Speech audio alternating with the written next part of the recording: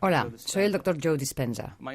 Estudié bioquímica en la Universidad Rutgers y luego obtuve mi título en la Universidad Life, cerca de Atlanta, Georgia. En los últimos 7 años me ha interesado mucho el estudio de la remisión espontánea de enfermedades. En otras palabras, casos de personas diagnosticadas de afecciones como cáncer, diabetes o raros trastornos genéticos para los cuales la medicina no tenía cura. Estudié a gente con trastornos cardiovasculares como taquicardia o arritmia, hipertensión, a gente que tenía elevados niveles de colesterol, enfisema, problemas endocrinos como trastornos tiroideos, y me interesaba saber si existían factores en común entre estas personas. Y descubrí que todas las personas que experimentaban una remisión espontánea tenían 4 cosas en común. La primera era que cada persona aceptaba y creía que había una inteligencia divina que controlaba su cuerpo. Puede que algunos le llamen inteligencia espiritual y otros digan que es una mente superior o una mente más profunda, pero todos aceptaban que había una inteligencia mucho más grande que ellos. Aunque a esta inteligencia mística la llamamos inteligencia espiritual, en realidad no tiene nada de mística. Es la misma inteligencia que hace que tu corazón lata en este momento. Tu corazón bombea 7,5 litros de sangre por minuto, más de 378 litros de sangre por hora, late 100.000 veces al día, 40 millones de veces al año y más de 3.000 millones de veces en una vida. Bombea constantemente sin que tengamos que pensar en ello conscientemente. Si consideramos eso, hay un orden, hay una inteligencia que nos da vida, que mantiene el latido de nuestro corazón. Es la misma inteligencia que digiere nuestra comida, que la descompone en gases y nutrientes y la organiza para reparar el cuerpo. Todo ello sucede sin que lo pensemos conscientemente. Y estas personas empezaron a entender que había una inteligencia a cargo de su cuerpo que era superior a ellos, que realmente sabía más que ellos. Y que si conseguían conectarse con esta inteligencia, quizás se encargaría de curarlos. Cada segundo perdemos 10 millones de células. Y en el segundo siguiente producimos otros 10 millones de células. Nosotros no pensamos en hacerlo. Tú y yo somos seres con libre albedrío. Pero hay un orden, una inteligencia que lo hace por nosotros. Cada célula del cuerpo, de los 100 billones de células del cuerpo físico, cada célula experimenta 100.000 reacciones químicas por segundo. Si eso lo multiplicamos por los 10 billones de células, podemos ver que hay cierta inteligencia que nos da constantemente vida. Ahora, lo interesante de esta inteligencia es que tiene una voluntad independiente de nuestra voluntad. Nos da vida constante y sistemáticamente. Su voluntad trasciende nuestra voluntad.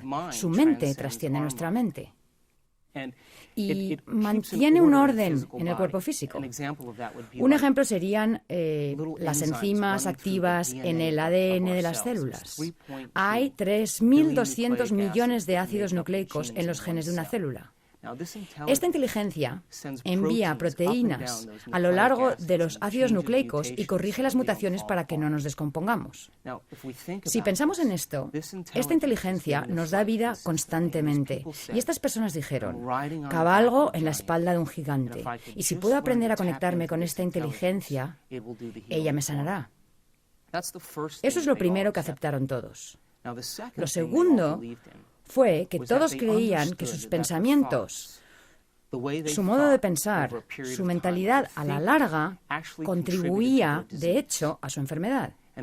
Y dijeron, si mis pensamientos contribuyen a mi enfermedad, tal vez deba cambiar el modo de pensar que tuve estos últimos años. Cada vez que pensamos, fabricamos una sustancia química. Si nuestros pensamientos son buenos o elevados o felices, fabricamos sustancias químicas que nos hacen sentir bien o felices. Y si nuestros pensamientos son negativos o malos o de inseguridad, fabricamos sustancias químicas que nos hacen sentir exactamente como pensamos. Cada sustancia que se libera en el cerebro es literalmente un mensaje que alimenta al cuerpo físico. Y ahora el cuerpo empieza a sentir como piensa. Cuando empezamos a sentir como pensamos, sucede algo asombroso. El cerebro, que está en comunicación constante con el cuerpo, consulta con el cuerpo y empieza a pensar de la manera en que sentimos, lo que a su vez fabrica más sustancias químicas que nos permiten sentirnos como pensamos y pensar como sentimos. Y quedamos atrapados en el ciclo de pensar y sentir entre el cerebro y el cuerpo. La consecuencia indirecta final de esto es que creamos un estado de ser, y ese estado de ser se convierte en nuestro modo de pensar. En otras palabras, los sentimientos se convierten en nuestro modo de pensar. Y cuando los sentimientos se convierten en nuestro modo de pensar, estamos atrapados en un ciclo donde el cuerpo literalmente piensa por nosotros. Estas personas razonaron y dijeron: si mis pensamientos han creado esta enfermedad y mis pensamientos crean estas sustancias químicas que me hacen sentir de cierta manera y comportarme de cierta manera, tendré que cambiar mi modo de pensar. Entonces se propusieron interrumpir el proceso. Eso era lo segundo que tenían en común. Lo tercero en común, que encuentro realmente asombroso, es que estas personas decidieron que para interrumpir su proceso de pensamiento tenían que reinventarse a sí mismos. Tenían que convertirse en otra persona. Y cuando empezaron a pensar en quiénes querían ser, pararon el ciclo continuo de reacciones entre pensar y sentir y se hicieron algunas preguntas importantes. Preguntas como estas: ¿cómo sería ser una persona feliz? ¿A quién conozco en mi vida que sea feliz? ¿Qué tendría que cambiar en mí para ser una persona diferente? ¿A quién de la antigüedad admiro, que haya sido magnífico, que yo haya estudiado, cuyas habilidades y virtudes pudiera aplicar para empezar a formular un nuevo ideal de mí mismo o de mí misma? Estas personas se pusieron a contemplar los supuestos, las posibilidades, los potenciales de quienes querían llegar a ser. Y a medida que lo hacían, su cerebro empezó a cambiar. Empezaron a pensar de otro modo. Y el proceso de pensamiento empezó a formar conexiones en su cerebro que se convirtieron en una plataforma para su modo de ser. De modo que empezaron a acumular información, empezaron a examinar opciones diferentes al modo de ser que habían sostenido durante los últimos años de su vida. Lo último que tenían en común, la cuarta cosa, es que cuando estas personas se reinventaron a sí mismas, pasaban largos ratos sin tener noción del tiempo y del espacio. En otras palabras, se hallaban tan absortas en lo que estaban pensando, tan sumidas en su metamorfosis, que cuando abrían los ojos, o encendían la luz de la habitación, o se destapaban los ojos, les había parecido 5 minutos, pero había pasado 1 hora y media o 2 horas. Y se habían sumido tanto en lo que pensaban que perdieron la noción del tiempo y del espacio. Perdieron la noción de las reacciones continuas que se dan entre el cuerpo y el cerebro. Perdieron la noción de la respuesta que el cerebro recibe siempre de su entorno. Y perdieron la noción del tiempo. El cerebro procesa unos 400.000 millones de bits de información por segundo. Pero solo somos conscientes de unos 2.000 de esos 400.000 millones.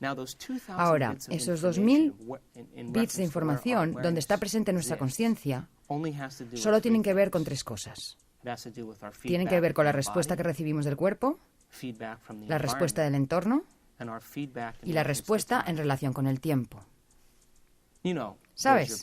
Te duele la espalda, tienes hambre, te duele la cabeza, tienes sed, estás cansado, hace demasiado frío, hace demasiado calor, te agrada el olor del ambiente, ¿cuánto tiempo pasará hasta que suceda la próxima experiencia? Nuestro cerebro y nuestra conciencia están inmersos en esas cosas en particular. Y cuando nuestro cerebro está inmerso en eso, aunque procese 400.000 millones de bits de información, nuestra conciencia está puesta en solo 2.000 de esos 400.000 millones. Y tienen que ver con el cuerpo, el entorno y el tiempo. Estas personas que tuvieron remisiones espontáneas trasladaron su conciencia desde esas cosas en particular hasta esos otros bits de información. Y al hacerlo, como lo estamos empezando a aprender desde una perspectiva científica, en ese momento el cerebro empieza a diseñar circuitos nuevos y nuevas conexiones. Así que este fue el inicio de un estudio muy interesante para mí, porque quería saber, a partir de esos 4 factores, qué sucedía en el cerebro de esas personas que determinaba lo que sucedía en su cuerpo físico. ¿Sería posible que hubiera cambiado su mentalidad y que el cambio de mentalidad tuviera un efecto fisiológico en el cuerpo físico? Algunas de estas personas no eran vegetarianas, no usaban cristales, no ayunaban, no acudían a terapias alternativas. Lo único que hicieron fue cambiar su mentalidad. Y al cambiar su mentalidad, se produjeron resultados tangibles en sus vidas. Entonces inicié el proceso de entender cómo el cerebro crea nuevos circuitos y nuevas conexiones. Ahora, quiero hablar un poco acerca de cómo ha progresado la ciencia en los últimos 200 años y lo relacionaré con nuestra comprensión del cerebro. En el siglo XVII, vivió un hombre llamado Descartes. Era un científico francés. Un día estaba sentado junto a una fuente y trataba de entender la naturaleza de la realidad. Sentado junto a la fuente dijo: vaya, me cuesta integrar estas dos ideas. Hay un mundo objetivo, un mundo al que él llamó la esfera de la ciencia, donde las cosas se comportan como una máquina. Dijo, la Tierra y todas sus leyes y toda la realidad física se comportan de manera muy física. Y esas características físicas son muy predecibles y muy repetibles. Y dijo, voy a llamar a eso la esfera de la ciencia. Y cualquier cosa que tenga que ver con lo objetivo o lo muy grande, lo puede estudiar la ciencia. Y luego dijo, cualquier cosa que tenga que ver con la mente o con nuestro mundo subjetivo o la realidad subjetiva, se lo voy a dejar a la religión, porque la religión lo maneja mejor. Y lo que Descartes estaba diciendo realmente era que quería tener la libertad de poder estudiar la ciencia sin tener que lidiar con esos otros asuntos. Así que la Iglesia empezó a centrarse en todos los principios del mundo subjetivo y la mente. La Iglesia pasó a ser siempre la mente, nunca la materia. Y la ciencia, siempre la materia, nunca la mente.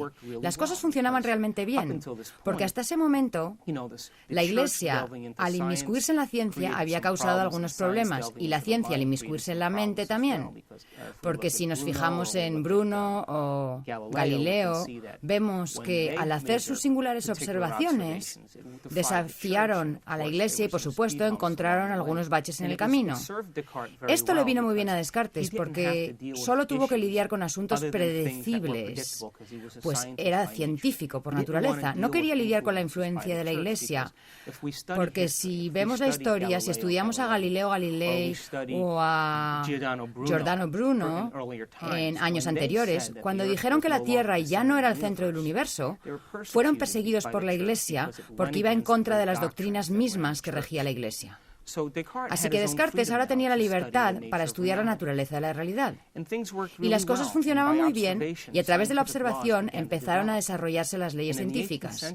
En el siglo XVIII apareció Isaac Newton, y Newton básicamente dijo que hay ciertas leyes definitivas a las cuales podemos atribuir realmente un valor científico. Él sabía que la fuerza, la masa y la aceleración están relacionadas. Y Newton dijo, si conozco el punto de partida de algo y conozco su velocidad o su aceleración, puedo determinar hasta dónde va a llegar.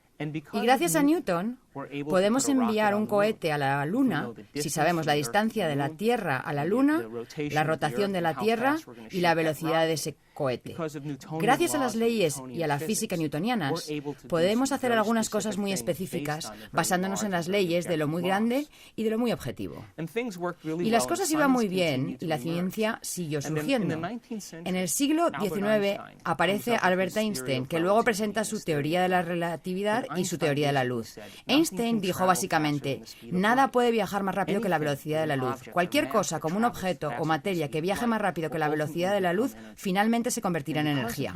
Debido a sus leyes y a su comprensión de la relatividad, hizo que surgieran comprensiones aún mayores acerca de la realidad objetiva. Cuando Einstein publicó sus artículos, lo más asombroso fue que su información no tenía realmente notas de pie, lo cual dejó atónitos a la mayoría de los científicos de su época. Fue un visionario y entendía cómo funcionaban las cosas porque usaba su mente. Y las teorías de Einstein llevaron a la ciencia a un mayor grado de aceleración. Y después de eso, Einstein empezó a trabajar con el principio del efecto fotoeléctrico. Lo que hizo fue aplicar corrientes eléctricas muy fuertes a placas de acero. Quería ver la energía que emitía en cuanto a electrones, protones y neutrones. Cuando estudió lo que hacían los electrones, vio que en vez de liberar energía de forma muy normal y continua, los electrones liberaban energía y el nivel descendía como si bajara por una escalera, en vez de moverse de manera muy suave y continua. Einstein se detuvo porque en el mundo de lo grande, cuando la energía se libera, todo se mueve con mucha continuidad. Por ejemplo, si dejamos caer una manzana de un árbol, se mueve de manera muy continua y predecible, y ellos esperaban que sucediera exactamente lo mismo en el efecto fotoeléctrico. Pero no fue así. De modo que Einstein empezó a ver que el comportamiento de lo muy diminuto es muy distinto a el de lo muy grande. Entonces hubo una serie de experimentos que se centraron en los electrones y en la posible ubicación de los mismos. Y cuando empezaron a observar los electrones, su naturaleza y su comportamiento, se dieron cuenta de que siempre que observaban o buscaban un electrón aparecía. Así que el electrón, de ser de una onda de probabilidad, colapsaba súbitamente en una partícula muy definida. Y ahora toda esta idea del dualismo cartesiano, lo que dijo Descartes en el siglo XVII, se hizo borrosa de nuevo. Porque ahora la persona subjetiva y la mente subjetiva empezaban a tener un efecto directo en lo muy objetivo. Y ahora la separación entre la mente y la realidad y la mente y lo objetivo empezó a integrarse otra vez. Independientemente de quién observara, ya sea que tuviera un título académico o no, su observación tenía un efecto en el campo cuántico. Y la física cuántica nació como resultado de esto. Y eso quiere decir que todos nosotros, cada persona, al margen de su credo, de su cultura, de su sexo, de su edad o de su raza, cada persona, cuando se le pide que observe algo, tiene un efecto en lo muy diminuto. Todos participamos en la naturaleza de la realidad.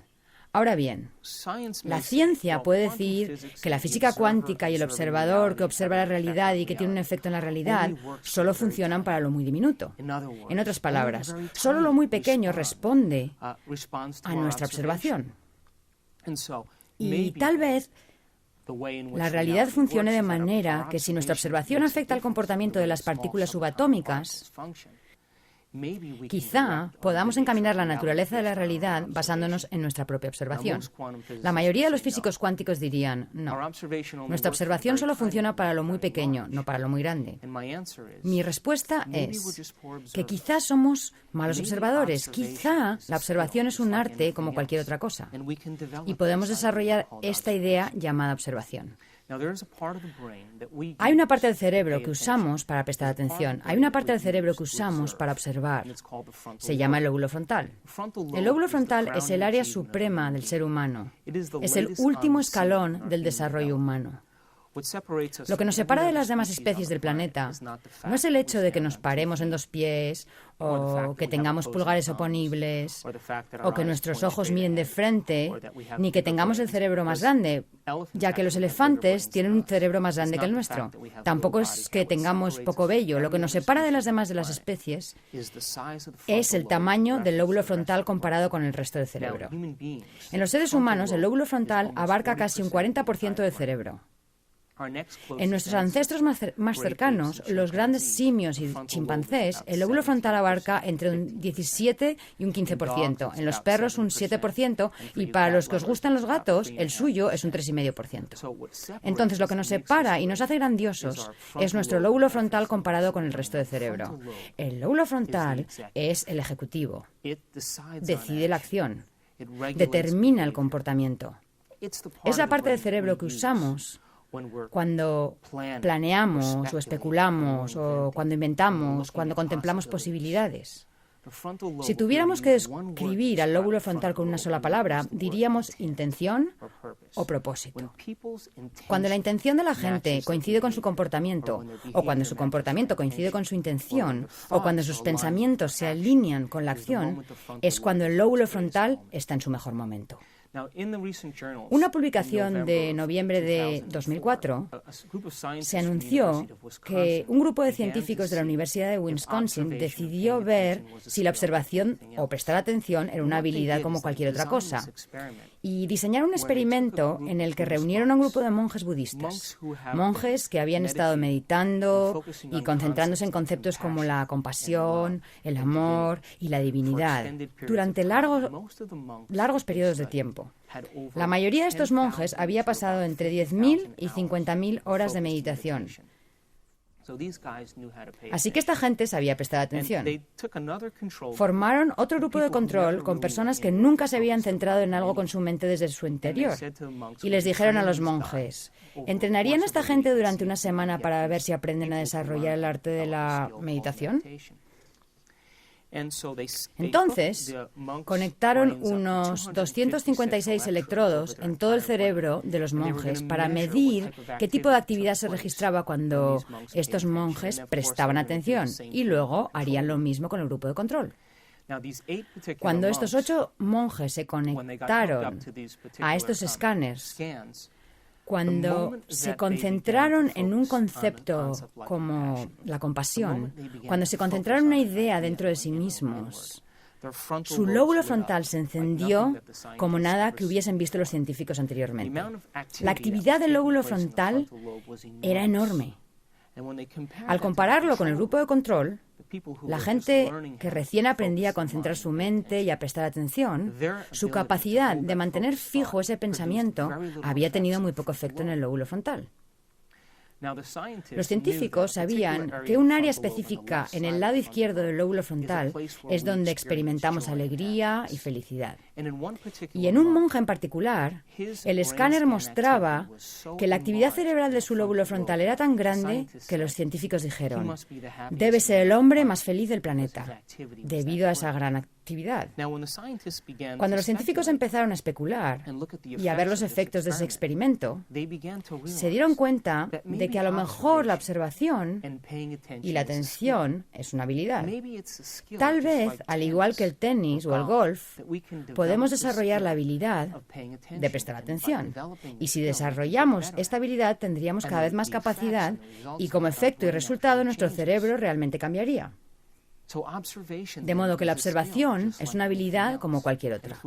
Y si podemos desarrollarla, quizá no solo las pequeñas partículas subatómicas respondan a nuestro mundo, sino que incluso las partículas subatómicas más grandes o los objetos más grandes tal vez respondan de acuerdo a nuestra capacidad de observar.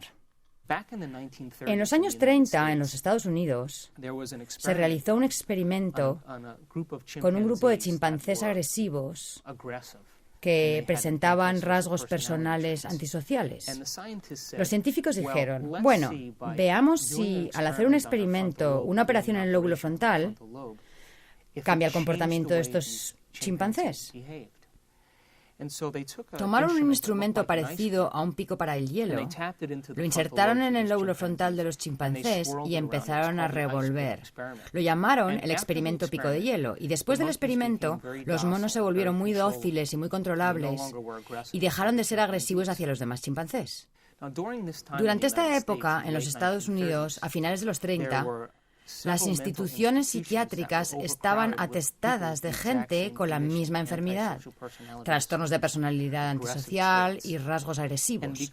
Debido a la depresión de los años 30, era muy costoso administrar medicinas a esta gente a fin de mantenerla bajo control.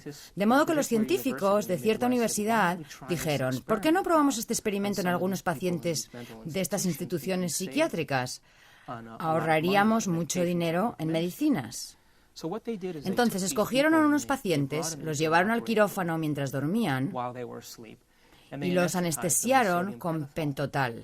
Una vez anestesiados, insertaron un bisturí por debajo del párpado y perforaron la parte más blanda del cráneo detrás del globo ocular. Y cuando perforaron el cráneo en ese área, con un bisturí, la rasparon de lado a lado. Se llamó el experimento limpiaparabrisas y, por supuesto, como ya sabemos, eso es una lobotomía. Cuando retiraron el bisturí, suturaron las incisiones y los llevaron a sus habitaciones, y estos sujetos de pronto empezaron a comportarse de otro modo. Notaron cosas muy interesantes en estas personas, que eran el efecto de la lobotomía. Lo primero fue que todas ellas se volvieron perezosas y letárgicas. Lo siguiente fue que carecían de inspiración. Perdieron la iniciativa de hacer cosas. También notaron que tenían un enorme deseo de hacer lo mismo de siempre. En otras palabras, les gustaba escuchar la misma estación de radio, comer la misma comida, usar la misma ropa, y si les alteraban la rutina de alguna manera, se desmoronaban emocionalmente. Así que tenían un deseo tremendo de hacer siempre lo mismo. También se dieron cuenta de que no se podían concentrar en una tarea única. En otras palabras, empezaban algo y se distraían, empezaban otra cosa y se distraían y empezaban otra cosa. Nunca terminaban un ciclo de acción. También se dieron cuenta de que no podían entender el significado de las situaciones. No podían aprender nada nuevo. No podían modificar su conducta. Aprender es modificar nuestra conducta. Así que se atascaban tanto en la rutina de hacer algo una y otra vez insistentemente que nunca modificaban su conducta en ninguna circunstancia.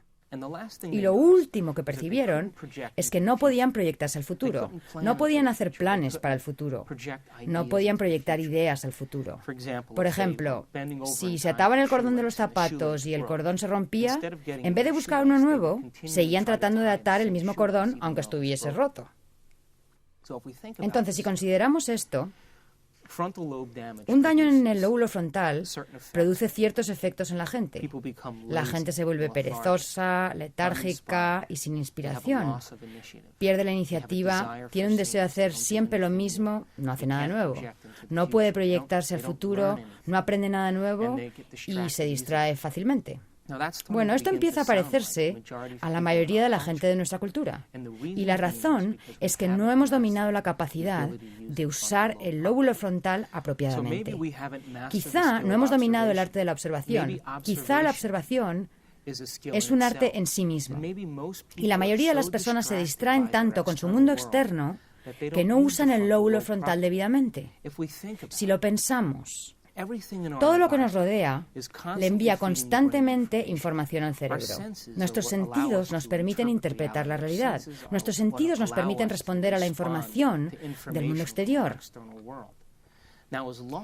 Mientras creamos que el mundo exterior es más real que el mundo interior, siempre usaremos los mismos circuitos del cerebro para procesar esa información.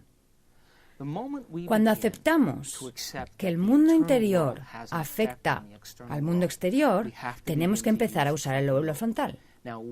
Científicamente sabemos que es cierto, indudablemente cierto, que el cerebro está influenciado y moldeado por el entorno. Eso lo sabemos específicamente. Sin embargo, la ciencia también está empezando a descubrir que nuestro cerebro está influenciado y moldeado por nuestra capacidad de prestar atención y que cuando podemos prestar atención y tenemos la capacidad de adquirir conocimiento y de fijar ese conocimiento en nuestro cerebro, empezamos a crear nuevos circuitos. Y cuando somos capaces de hacer nuevos circuitos, empezamos a percibir la realidad de otra manera, según las conexiones establecidas en nuestro cerebro. Veamos un ejemplo.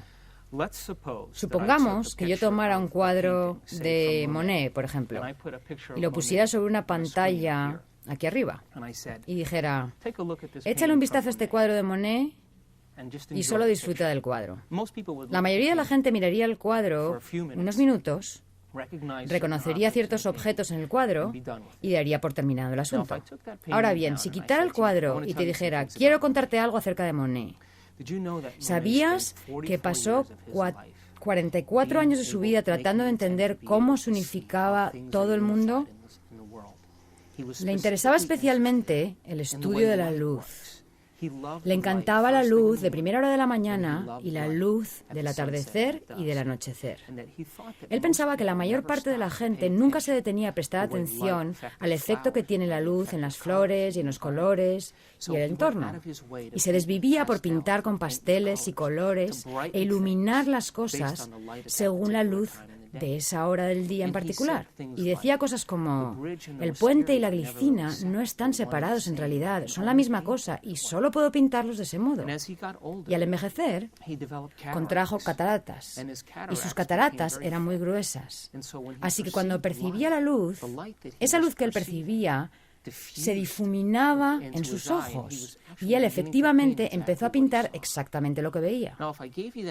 Si después de darte esta información volviera a colocar el cuadro y miraras de nuevo a este Monet, seguramente lo percibirías de manera diferente según tu capacidad de prestar atención a los detalles. En realidad, lo que sucedió en un primer momento fue que te dimos conocimiento de información que tu cerebro descartó y tú mirabas el cuadro basándote en las conexiones que se forman en tu cerebro a partir de lo que sabías. En cuanto le damos al cerebro información nueva y el cerebro puede prestar atención a esa información por medio del lóbulo frontal, empezamos a ver cosas que ya existían, pero que las hemos dejado fuera de la ecuación. Otro ejemplo, un conocedor de vinos. Si un conocedor de vinos agita y saborea el vino, él o ella tiene los circuitos en su cerebro que le permiten apreciar las sutilezas. Reconoce el sabor de los taninos y los ácidos, puede oler el bouquet y los aromas. Eso puede integrarse en datos más específicos acerca de robles y diferentes clases de uvas. Y puesto que su cerebro ha sido educado y él ha establecido circuitos y porque ha puesto atención en percibir las diferencias en la realidad llamada catar el vino, es capaz de percibir las sutilezas. Ahora bien, para la persona que no tiene los circuitos instalados de esa experiencia en particular y que no tiene las conexiones en su cerebro que le permitan saber qué buscar, ese vino sabrá como cualquier otro vino. Y así es como funciona la realidad. Percibimos la realidad según la estructura de las conexiones del cerebro. Los científicos han hecho ciertos experimentos para comprobar si esto es realmente cierto y llegaron a la conclusión de que sí que lo es. Convocaron a un grupo de personas y les preguntaron si querían participar en un experimento en el cual tendrían que usar gafas durante 2 semanas. Ahora bien, estas gafas no eran comunes y corrientes. Estaban divididas a la mitad. Y al mirar a la izquierda, se veía azul y al mirar a la derecha, amarillo. Así que las lentes estaban separadas de manera que un lado era azul y el otro amarillo. Y les dijeron, queremos que uséis estas gafas para todo lo que hagáis durante el día. Usadlas cuando llevéis a vuestros niños a la escuela, cuando vayáis a trabajar, usadlas para todas vuestras actividades habituales. Y usadlas durante 2 semanas.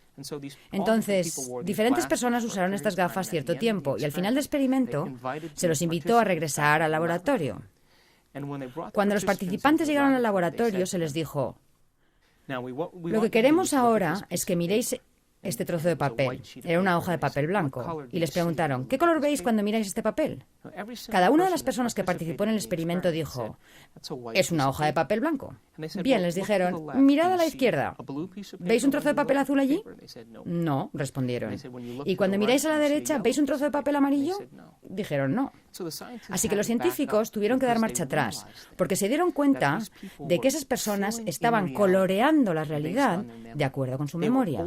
Estaban revistiendo la apariencia de las cosas según los circuitos que ya tenían instalados. Y cuanto más participaban en el mundo, más rápido se desvanecía el color para ellos. Y esencialmente, eso es lo que hacemos en la realidad. Nuestro cerebro está interconectado de una cierta manera. Estamos provistos de una cierta cantidad de circuitos en nuestra vida y luego ampliamos esos circuitos con las conexiones que establecemos a partir del conocimiento que adquirimos. Y si no adquirimos nuevo conocimiento, usamos siempre los mismos circuitos, lo que hace que la realidad se presente exactamente igual. Si el conocimiento y la información que obtenemos no son convencionales, si se salen de los parámetros de lo que se acepta científica, social y políticamente, e incluso de lo que se acepta religiosamente, a lo mejor empezamos a percibir la realidad de otra manera, basándonos en ese conocimiento que hemos adquirido.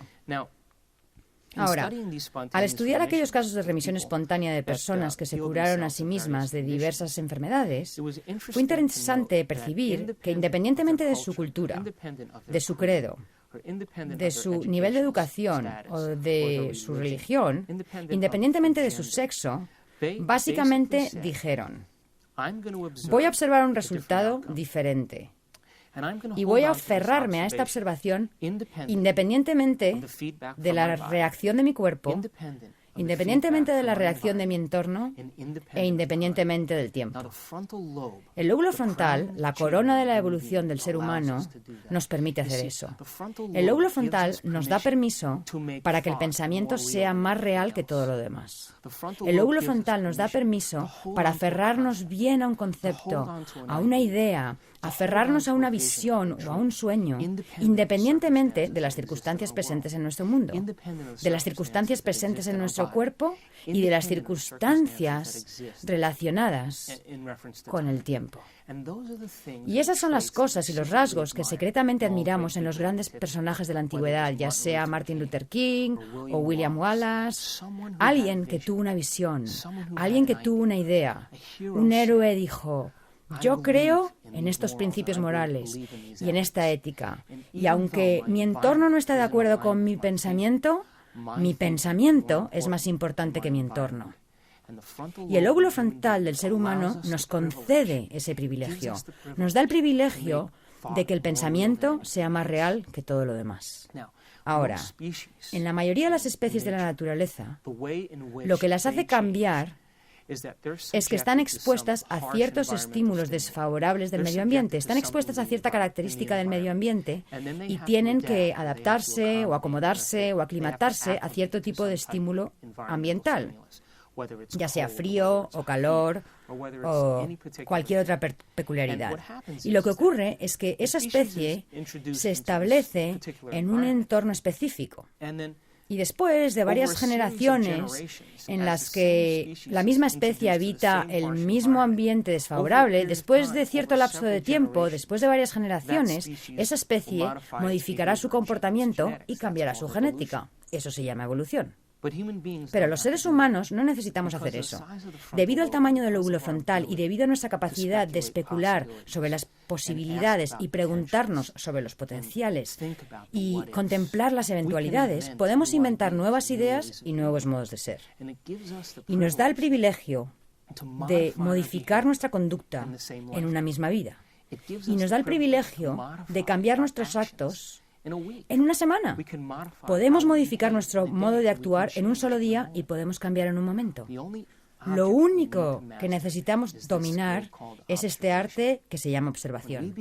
Cuando empezamos a usar el cerebro adecuadamente, cuando prestamos atención a un concepto o a una idea, ocurre algo asombroso en el cerebro. El lóbulo frontal baja el volumen de los estímulos externos, baja el volumen del cuerpo y del ciclo continuo de reacciones que va del cuerpo al cerebro, baja el volumen de la respuesta del medio ambiente.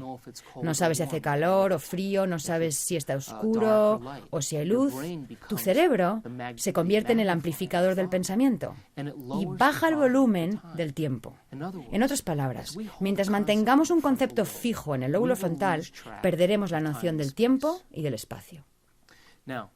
Ahora, la ciencia empieza a entender que nuestra forma de crear circuitos en el cerebro, nuestra forma de establecer conexiones en el cerebro, además de permitir que el entorno moldee y dé forma a nuestro cerebro, podemos moldear y dar forma a nuestro cerebro prestando atención.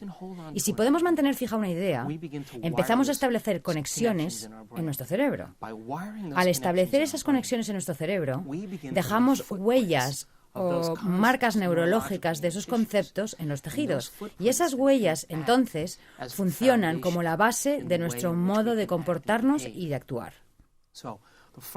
El lóbulo frontal, entonces, la cúspide del desarrollo del ser humano, permite que el pensamiento sea más real que todo lo demás. Y cuando empezamos a formar ideas y a formar conceptos, y ponemos toda nuestra atención en ese concepto, el lóbulo frontal baja el volumen de todos los estímulos externos. Y lo único que se vuelve real es el pensamiento mismo. Cuando eso sucede, se produce un cambio físico en el cerebro. El cerebro toma esa imagen holográfica que mantenemos fija en el lóbulo frontal y crea un patrón de conexiones que se asocian con ese concepto o idea. Así que cuando aprendemos algo nuevo, creamos conexiones en nuestro cerebro. Creamos nuevas conexiones en el cerebro. Cuando memorizamos esas cosas o cuando las recordamos, reforzamos esas conexiones o las mantenemos.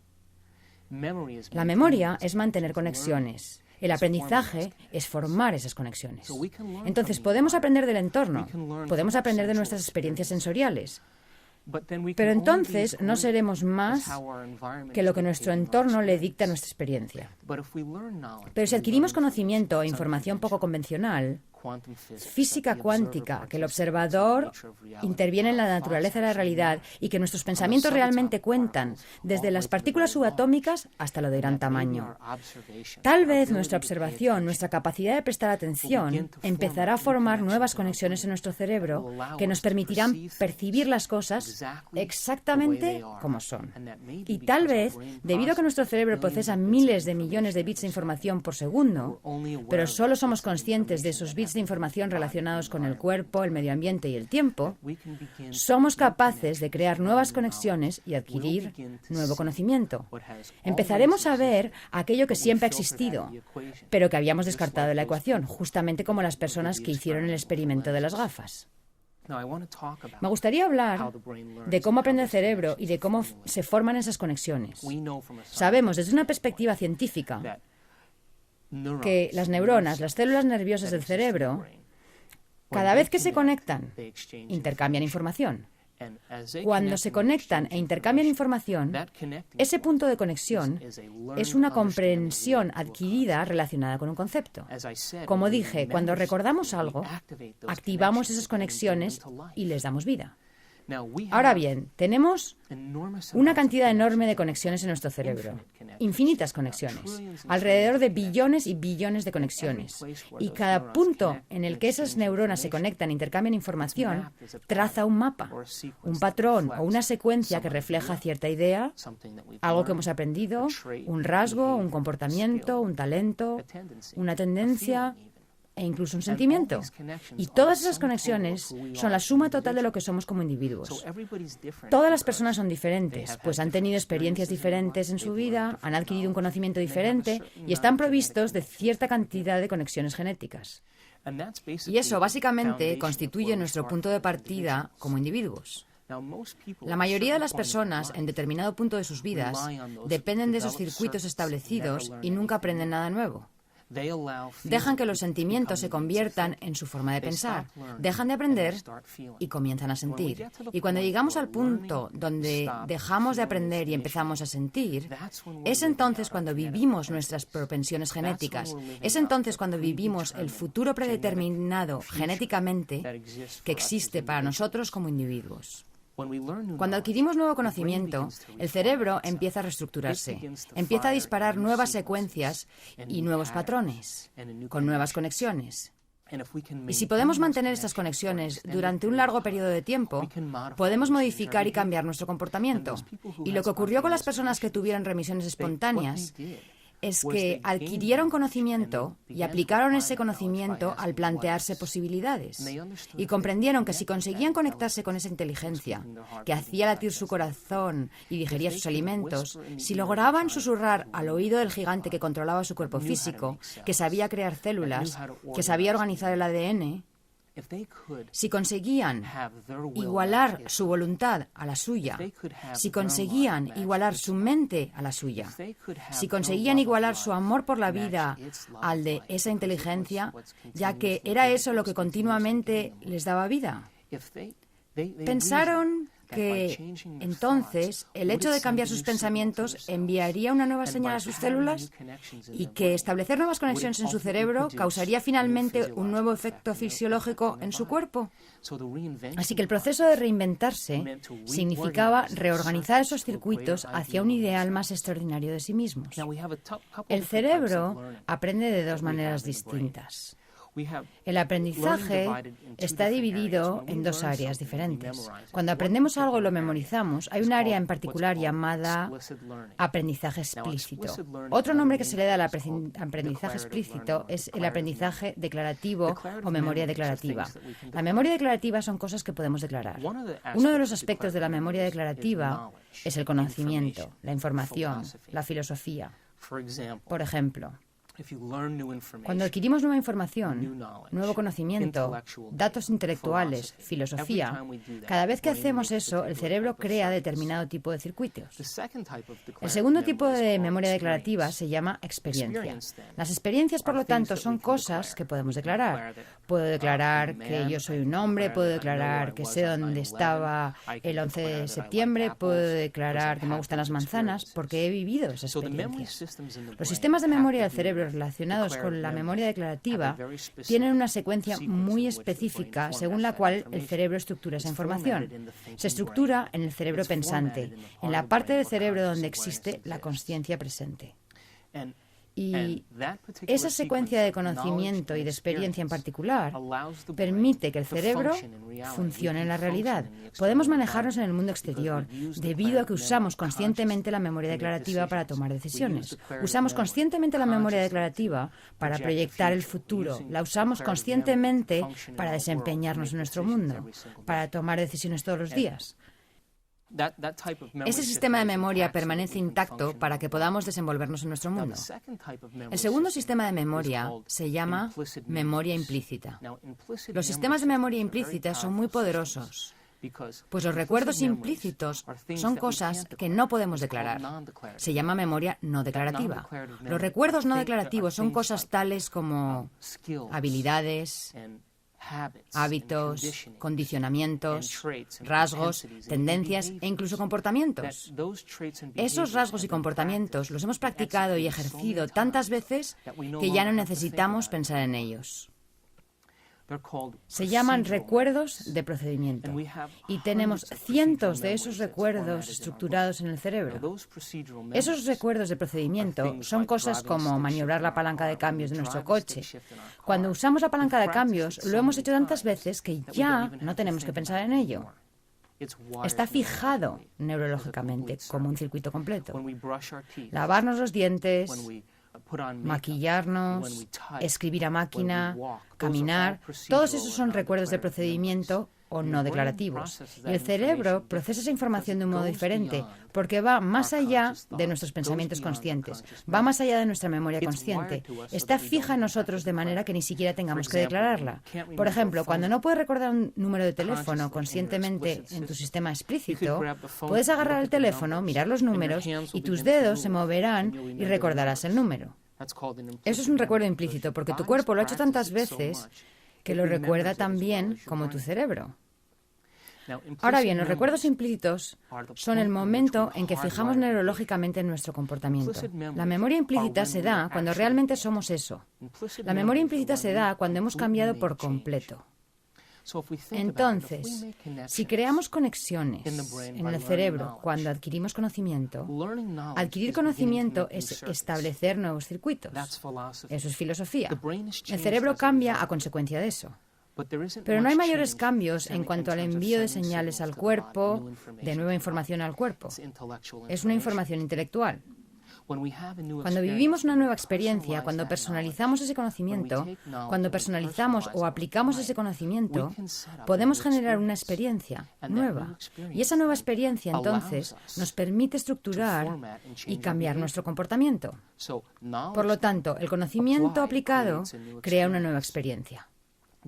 Esa experiencia crea un cierto número de circuitos en el cerebro que amplía el conocimiento que hemos adquirido. Y entonces podemos declarar que hemos vivido una nueva experiencia. Así que el conocimiento es pensar. Es nuestro cerebro pensante. Cuando adquirimos nuevo conocimiento, aprendemos a pensar a partir de ese conocimiento. La experiencia requiere que el conocimiento se aplique, y eso se llama acción. Ese es el lado activo del aprendizaje del cerebro. Podemos tener una experiencia basada en el conocimiento que hemos adquirido. Podemos aplicar ese conocimiento y tener una experiencia nueva. Pero eso no basta. Porque cuando tenemos una nueva experiencia, la idea es que seamos capaces de repetir esa experiencia. Y cuando repetimos esa experiencia una y otra vez, empezamos a conectarnos a ese sistema de memoria implícita. Y esa nueva forma de recordar algo se llama ser ese algo. De hecho, ahora lo estamos siendo. De modo que aprender, adquirir nuevo conocimiento es la parte pensante del cerebro. Aplicar ese conocimiento y lo que hemos aprendido, aplicar nuestro pensamiento para tener una nueva experiencia, modificar nuestro comportamiento para tener una nueva experiencia, eso se llama hacer o acción. Y cuando somos capaces de repetir esa experiencia continuamente, una y otra vez, y volver a repetirla una y otra vez, empezamos a conectar el cerebro a ese sistema implícito llamado ser eso. Cuando somos algo, ya no necesitamos pensar más en eso. Se ha fijado de forma permanente, es un proceso natural, es una segunda naturaleza y es fácil. Y esas personas que tuvieron remisiones espontáneas, cuando empezaron a adquirir nuevo conocimiento y a aplicar ese conocimiento para crear nuevas experiencias, no se quedaron ahí. Continuaron hasta que ese sistema quedó instalado en su cuerpo, hasta que realmente fueron capaces de ser eso. Una vez que somos algo, eso se ha fijado permanentemente, de modo que ya no tenemos que pensar en eso. Y la idea es que nuestro cerebro dispone de sistemas automáticos, de programas automáticos que definen nuestra forma de pensar y de sentir toda nuestra vida. Pensar como una víctima. Pensar como una persona insegura. Y si tenemos pensamientos de inseguridad, se fabrican sustancias químicas que nos hacen sentir inseguros. Y una vez que nos sentimos inseguros, el cerebro empieza a pensar tal como estás sintiendo. Esas personas que tuvieron remisiones espontáneas de enfermedades, esas personas que se curaron a sí mismas de distintas afecciones, produjeron grandes cambios físicos en su cerebro. Esos cambios no consistieron simplemente en adoptar intelectualmente esa información. No se trató de vivir una experiencia una sola vez. Realmente querían convertirse en alguien diferente. Cuando se reinventaron a sí mismos, cuando dijeron, creo que existe una inteligencia dentro de mí que da vida a cada individuo, ya sea feliz o infeliz, rico o pobre, santo o pecador. Hay una inteligencia que da vida a cada ser humano. Si yo pudiera tener acceso a esa inteligencia y convertirme en alguien diferente, ella le daría vida a esa nueva persona que emerja, sea quien sea. Y si mis pensamientos cuentan, voy a tener que construir unas conexiones neurológicas permanentes en mi cerebro para convertirme en ese nuevo patrón de ser. Y tengo que abandonar y renunciar a esa vieja forma de pensar y sentir que estaba muy ligada a mi entorno, muy ligada a mi manera de pensar en mi mundo, basada en mi viejo yo. Y tal vez aquellos viejos sentimientos y esas viejas conexiones estaban ligados a viejas experiencias. Y tal vez, al reinventarme a mí mismo o a mí misma, habrá un periodo de tiempo en el que no tendré sentimientos. Quizá esas viejas emociones y esos viejos sentimientos estaban ligados a alguna vieja experiencia que fue la verdadera causa de la enfermedad en primer lugar. Y al desprenderse de esos viejos pensamientos y sentimientos, solo con dejarlos y reemplazarlos con una nueva idea del yo, una nueva señal recorrió el cuerpo y la persona realmente se liberó. Y lo único que tuvo que hacer fue separarse de la gente, de las cosas y de las distracciones del entorno y del tiempo, de los episodios, sucesos, y dejar que el pensamiento fuera más real que todo lo demás. En el proceso de ensayar, en el proceso de pensar en quién querían convertirse, en el proceso de pensar en eso una y otra vez, hicieron que esos circuitos se volvieran más permanentes. Comenzaron a crear un nuevo individuo, a emerger como un nuevo ser. Y como resultado de eso, de ese proceso donde desarrollaron la capacidad de prestar atención, desarrollaron la capacidad de llevar su mente lejos de su cuerpo, de llevar su mente lejos del entorno. Incluso llevaron su mente lejos de la referencia del tiempo. Y cuando hicieron eso, es posible que abrieran la puerta del campo cuántico. Tal vez estaban entrando en un nuevo nivel mental.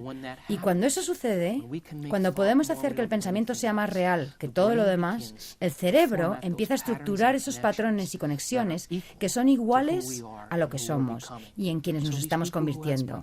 Así que las remisiones espontáneas que tuvieron estas personas tal vez no hayan sido un milagro en absoluto. Tal vez ellos solo se convirtieron en alguien diferente y tal vez creyeron que esta inteligencia los respaldaría y le daría vida a quien sea que ellos fueran. Y tal vez esta inteligencia era más lista y más brillante que ellos y tenía más voluntad que ellos e intervino y les reorganizó el cuerpo. Y lo único que tuvieron que hacer fue convertirse en alguien diferente. Y cuando así lo hicieron, esa inteligencia les dio vida, y su vida cambió, y su salud cambió, y su futuro cambió. Tal vez esas personas que tuvieron remisiones espontáneas renunciaron a los sentimientos y a las emociones que estaban ligadas al pasado. Y en el proceso de convertirse en alguien nuevo, en ese proceso de reinventarse, donde crearon nuevos circuitos con los que operar, abandonaron su pasado y su asociación al pasado y a todos los sentimientos y las emociones que lo acompañaban. Y tal vez las sustancias químicas que alimentaban al cuerpo basadas en esos pensamientos dejaron de fabricarse.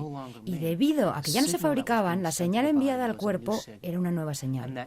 Y esa nueva señal enviada al cuerpo no tenía ninguna relación con su asociación a esas actitudes del pasado, a esos pensamientos y a esos sentimientos del pasado, sino que ahora la persona tenía una idea de su futuro, una idea de algo a lo que aspirar. Y entonces, en cuanto empezaron a producir esos cambios, ya no enviaban la misma señal al cuerpo, sino que enviaban una señal nueva basada en lo que eran ahora. De modo que, si consideramos esto, entonces toda la idea de la separación entre mente y materia, la separación entre lo objetivo y lo subjetivo, puede que empiece a integrarse realmente cuando apliquemos todos estos principios. Tal vez la mecánica cuántica nos permita decir que nuestra observación cuenta. Y tal vez el lóbulo frontal, la corona de la evolución del ser humano, nos permita modificar nuestro comportamiento en una sola vida y crear nuevos circuitos y nuevas conexiones que nos proporcionarán un nuevo territorio de ser. Y esta fusión que se da ahora entre mente y materia básicamente dice esto: mi pensamiento cuenta. Y porque mi pensamiento cuenta, debería tener un efecto directo sobre lo que está más cerca de mí, mi cuerpo físico. Y si podemos integrar esas ideas, hemos dado la vuelta completa y comprendido que no existe la separación, que la mente realmente da vida a la materia y que es nuestra mente como individuos la que puede unirse a una mente mayor. Y al unirnos a la mente mayor, estamos ejercitando el arte de la observación. Ponemos nuestra atención lejos de nuestro cuerpo, ponemos nuestra atención lejos de nuestro entorno y nos olvidamos del tiempo. Y cuando hacemos esto, ahora, la mente pura tiene un efecto directo sobre el cuerpo físico y sobre la naturaleza de la realidad, y afecta directamente a la materia. Y cuando llevamos a cabo esas ideas y las aplicamos en nuestra vida, nos convertimos en los científicos que evaluamos nuestra propia observación. Y tal vez ese sea el entendimiento inicial, el primer entendimiento de lo que significa tener un cerebro inmortal. Aprender, recordar y experimentar es nuestro don como seres humanos. Este proceso nos cambia para siempre. Dejar de aprender es dejar de cambiar. Cuando podamos demostrar lo que hemos aprendido, el universo jamás nos abandonará. Nuestro cambio es nuestra evolución.